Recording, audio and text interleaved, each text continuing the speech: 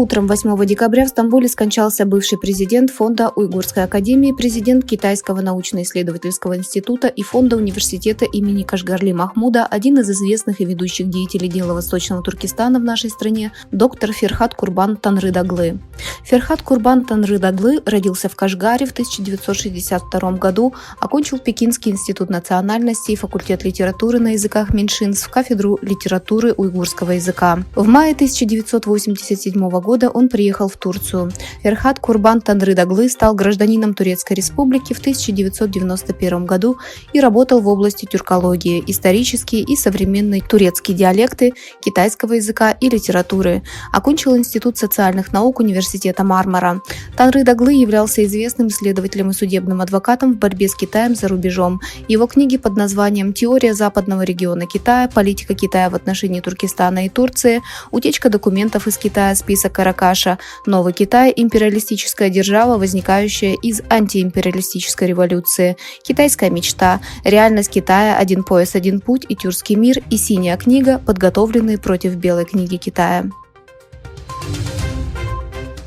Правозащитная организация Freedom House, которая расследует нарушения прав человека в тоталитарных государствах в глобальном масштабе, сообщила о шантаже со стороны Китая уйгурских тюркских журналистов за рубежом. Одна из журналистов, включенных в доклад, уйгурская журналистка Гюльчихре Ходжа, работающая на радио «Свободная Азия», сообщила, что ее родственники содержатся в концлагерях в Восточном Туркестане.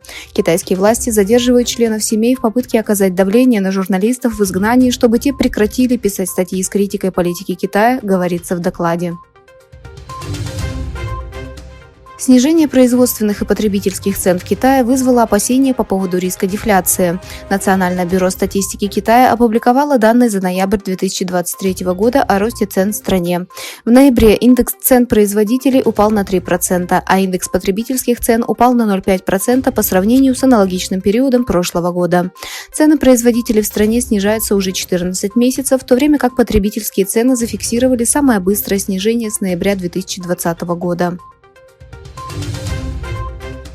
В Китае продолжаются случаи исчезновения госслужащих. Сообщалось, что бывший министр иностранных дел Китая Циньган, которого долгое время не видели на публике, умер в результате пыток или самоубийства. Согласно информации, просочившейся в Политико 8 декабря 2023 года, Циньган якобы умер в военном госпитале в Пекине в конце июля.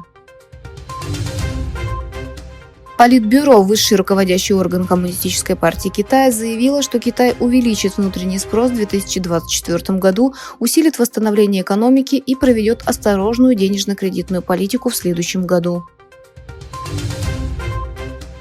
Министерство иностранных дел Кыргызской республики сообщило о возвращении в Кыргызстан 31 женщины и 65 детей из Сирии. Как сообщает пресс-служба ведомства, все они находились в специальных лагерях на северо-востоке Сирии и были вывезены оттуда в рамках гуманитарной миссии ICOL-4.